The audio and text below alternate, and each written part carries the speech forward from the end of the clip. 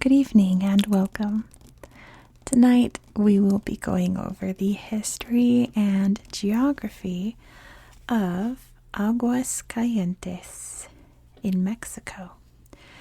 Now, as you can see, Aguascalientes is a very small state in Mexico, which there's a reason for that. I'll talk about it in its history. And if you know your Spanish, you know that Aguas Calientes means hot waters. So when I read the name, I thought, oh, cool, we're going to the beach, maybe the Caribbean, enjoying the warm ocean waters. But as you can see, it is very much landlocked. And the name actually comes from the various hot springs in the region, which if you know your Mexican geography, you know that it's a very, very seismically active place, so that makes a lot of sense. Aguascalientes, I'll show you when we pull out the tablet to look at Google Earth, is right at that confluence of the big deserty mountains sweeping through the spine of Mexico and this more lush coastal area here. It creates an interesting landscape where it's like kind of like a lush desert, like very rocky, but also very fertile at the same time. So Aguascalientes has a big wine industry because of that, and they also grow lots of fruits like guava and stuff. So I'll try to show you the surrounding landscape around the capital city on Google Earth if I find some good spots. But it's mostly very rocky, very mountainous with lots and lots and lots of farms and farming villages. But at the center is the capital city of Aguascalientes, a really, really interesting city for quite a few reasons. Mainly something that's happening right now as I'm filming this. And if you're watching this, it's happening right now. Like if you're watching this the week I put it out. It is the San Marcos Fair. It is the biggest fair in Mexico. It happens pretty much throughout April and early May. It is a massive party. If you are in the area, if you're planning to be in Mexico anytime this week, if you're watching this video as it comes out, you should really head over there because it's a huge, huge party. It's a huge fiesta. We'll talk more about it when I pull out the Google Earth. But let's get into the history of this place. Because, of course, for a long, long time, it was inhabited by many ancient peoples. There's lots of archaeological evidence of that. But the main population in the area until the Spaniards arrived were the Chichimecas. Now, the Chichimecas is a pretty big umbrella term for the many indigenous peoples living in central Mexico. For example, the Aztecs were Chichimecas peoples. So there were many, many different tribes in this area. And also Zacatecas, you can see the state up here to the north. Very much a big overlap there in ethnic groups. And when the Spaniards came marching in late 1530, early 1531, they had just conquered what's now Mexico City. The people here were very, very hostile. I imagine it was sort of like the Wild West in America with the Native Americans fighting like the cowboys and settlers and things, but on a bigger scale because these people knew that the Spaniards were going to wipe them out, like they had done to the Aztecs in the south. So they were fighting for their lives, not just for their territory, their traditions. They were fighting for survival as a culture. And that erupted into a huge war that lasted from about 1550 to 1590. The Spaniards constantly trying to take over this land, and the peoples here constantly fighting back very, very viciously. The main conflict was the silver that needed to be transported between Mexico City up to Zacatecas. The route went right through Chichimeca land, so they needed a way to protect their silver road. So one way was that they built a lot of pueblas, presidios, mostly, I meant to say. Pueblos too, but presidios mostly, to try to fortify the trade route. And they also established the town of Aguascalientes to be a safe stopover route on the Silver Road. By this time, this was in 1575, the war was kind of starting to wind down. It's one of those, like, oh gosh, you know what's really bad? I was just remembering the movie Dances with Wolves. It has nothing to do with Mexico, right? It takes place in America. But it reminds me of, like, the natives saying, like, well, if they come, we'll just fight them and defeat them. And being like, yeah, but there are more soldiers coming than there are stars in the sky. Like, the Chichimecas were very victorious for quite a while, but there were way more Spaniards than there were Chichimecas. So even if you won a battle, there were still people coming and coming and coming, right, from Europe. So they were starting to get worn down by this time, not to mention they were being exposed to European diseases as well. So the population was dwindling. It allowed for this city to pretty much, like, start thriving, honestly, and eventually becoming a big train station stop. There's a huge train station that sort of links all of these central Mexican cities that the Spaniards were building. Of course, this is way later, I should say. Obviously not during the 1500s, right? But this little pocket of isolation here really helped it to thrive in its various industries, eventually to be the trade industry. At first it was agriculture, I should say. I'm skipping ahead. Let's go to 1835. General Santa Anna is the dictator of Mexico. He was a pretty enthusiastically dictatorial leader of Mexico. He was marching through, probably to head over to Texas, right, to fight the war, and was really surprised that the people here in Aguascalientes were, from what I can understand, from what I've read, they were very sympathetic to Santa Anna, whereas the rest of the people in Zacatecas were not. So they said, please, can we have our own state where it's just us here and not part of Zacatecas? And Santa Anna said, yes, I decree it so. But very famously, he would go on to be defeated and so on and so forth, right? So once it came time to make a new constitution in 1857, they were like, well, we have this decree. These people want these independence. There's really no reason not to do it, right? Just kind of extra paperwork for us. So it was kind of a debate whether or not this area should remain part of Zacatecas or become a state. Legend has it that the governor's wife of Aguascalientes, promised the then president to kiss him if he made it a state. And apparently that is why the state is kiss-shaped. It looks like two lips here. Can you see there's the top lip, there's the bottom lip? It's a little kiss in the center of Mexico. That's the legend anyway.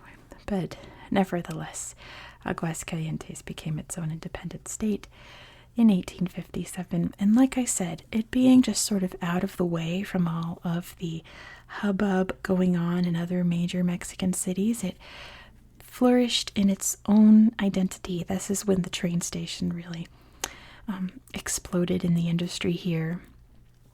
I'll show you what it looks like today. It's really interesting. And in terms of art and culture, it's been kind of doing its own thing. It's still very traditionally Mexican. The most famous piece of art to come out of Aguascalientes is La Catrina. If you know your Dia de los Muertos characters, Day of the Dead, La Catrina is the skeletal woman, usually in a big sombrero, looking beautiful. That's La Catrina. She comes from Aguascalientes. Today, there is actually a huge Nissan factory in Aguascalientes. Japan has poured a lot of money into the economy here. And I did read, I didn't confirm it, but that the largest minority group in Aguascalientes are Japanese. Of course the majority being Mexicans, but I think that's pretty interesting. And of course, the San Marcos Fair is the biggest to do in the city to this day. So that out of the way, let's take a look at Google Earth so we can see this beautiful little kiss of Mexico. Let me fire this up. And here we go. Oh, I'm too zoomed out. Here's Mexico. Right. Here is little Aguascalientes. Let me... Hello? Hello? Is my Wi-Fi working? There's the city. Nothing's popping up. There we go. Aguascalientes. It's thinking really hard. There we go. So now that I have pinned it, we can zoom out so you can see exactly where we are in the world. Right there, right? In the heart of Mexico. There's Mexico City. Guadalajara is not too far away. If we look at the little slideshow, we can see some of the beautiful old churches and the altars inside these churches that were built. Courtyard. This is the Church of San Marcos, the most famous, the one that the festival is named after. You can see this statue quite a bit around the city. Beautiful gardens and parks as well. Lots of gorgeous old churches, as you can see. There's the most famous one. Take a look at it. And lots of old traditional buildings still standing as well. That's a really pretty piece of art there. Little tile art there, mosaic art. Beautiful Spanish style churches and gorgeous historic buildings. And look, it's a train. Very cool. Let's see, where should we go first? I guess I should show you the church first. So let's head over. There we go. Making sure this isn't going to freak out on me again. To the big famous church, the San Marcos Church. By far the most famous church in the city. There's the beautiful altar, a little nativity outside for Christmas time. There's a really cool park nearby. I'll show you lots of neat statues and beautiful plants there. There it is. Beautiful dome, the inside. Gorgeous streets. All the woodwork, stonework there as well. And it is the heart of the San Marcos Festival, as you can imagine. It's so pretty at night. They really light it up really well. There's probably other pictures somewhere. Here's the beautiful park. I don't think there's any good slideshow pictures on here. I've tried to look, but gorgeous park. So from what I can tell, the festival happens, let me get a pencil, around here obviously, and then comes down to this huge plaza area, the Planada San Marcos. So this is where the party happens, which kind of culminates around this building here, which if you know your Mexican traditions, you can tell from up high that this is a big old bullfighting ring. Anytime in a Mexican city you see a big circular building with another circle, that's the bullfighting ring. So bullfighting is a big part. There's the old one right here. That's I think that's the first one in the city right there. Still going on to this day in the city. It's a bit controversial, but it is what it is, you know. It is the culture. Let me zoom out a bit so I can show you Isla San Marcos, because you can find here, my lights just flickered, that was weird. You can find here lots of statues of La Catrina. Beautiful skeleton lady. She's another one. And there is a museum for the artist who created her that you can see. There's the fair. They've got all the fairground stuff set up. The artist that created her. But this is a really cool park with lots and lots. There's a Christmas tree. Lots of La Catrina statues. There's a sweet cow there. Really pretty Christmas tree. And beautiful park there. Looks like it's fair time. They've got some sheep. Ooh, that's a pretty one. I like her. So neat. Take take a picture there at the San Marcos. And yeah, that's a neat place. If you didn't know who La Catrina was, now you do. I can also show you, if I can find it again. It's over here somewhere. I probably am not going to find it. Oh man, you know, one of my problems is that I say this every time. Before the pandemic, I organized children's birthday parties at play places. So whenever I'm at like a first world country, all it wants to show me are like children's play places. And it's like, please, I don't work there anymore. Please stop. But here you can see the train station. This is the old building, which is now a museum. You can see lots of classic trains. There's the building, the statue once again.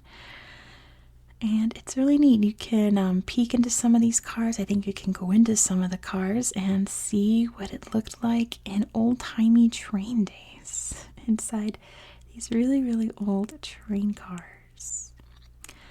Lots of statues commemorating the life that these people had back then working in this place.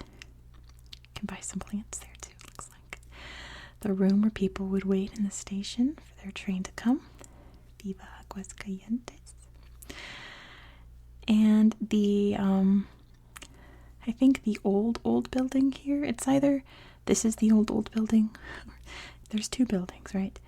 You know, I think what it is that this was the train station, this was the train, like, depot, where they would get repaired and stuff. It's now a modern art museum, which is pretty cool. They've totally changed it into modern art exhibitions. But anyway, I don't think I'm going to be able to find it. I found it. I shouldn't have done it myself. The Museum of Death, because Dia de los Muertos, like everywhere else in Mexico, is huge in the city, as you can imagine. So there's lots of that one's scary. There's lots of really cool artwork depicting that holiday and festival. Really pretty. Really neat building as well. Sorry if you hear my neighbor stomping around upstairs. This one's a wrestler. I like that. Really cool courtyard here in this museum as well. This is gorgeous. No, I think this art style is just so fascinating. Here's a beautiful mural, because if you know your Mexican art, it's all about murals. All about murals. Oh boy, that one's kind of creepy. That one looks too lifelike for my liking. That one's cool though. Mosaic tile skull. Oh, this looks like the devil here with the bros. Jesus statue, and this is my favorite one. It's a big party. They're having a big feast here. The whole fam hanging out together. Bones out and all. I think that's neat. So in a nutshell, that is the city of Aguascalientes. Let me show you a bit of the countryside here. Zoom out a bit so I can see the entire state because it's not big. Okay. It's really not helping me out tonight. Okay. But yeah, let's take a look. You can see the mountains kind of cutting through here. Great big reservoir, it looks like. And all of the farmlands around here. I think this one worked. Not a lot of pictures on this one, but a good example of like lush desert. Right here it's very deserty. But in other places it's very rocky. Lots of little lakes there. Little farms all over the place. So it's kind of that environment. Let me show you when I zoom out so that I can show you. Here's the mountains and here's the green, right? It's right in the middle of that, so you get that neat landscape. Like big lush mountains right there. It's really interesting. But that is all that I have to show you for tonight. Thank you so much for watching. If you liked this kind of content, please consider subscribing because this is an ongoing series on my channel. Next, we're going to go to Ghana. You don't want to miss that. It's really interesting. So please consider subscribing so you don't miss out. I hope that you found this video relaxing and educational. I really do try to make both. Sometimes I just get too interested and I start speaking too fast or too loud. So I really do hope that you found this video relaxing and educational. And I hope that you have a very good night.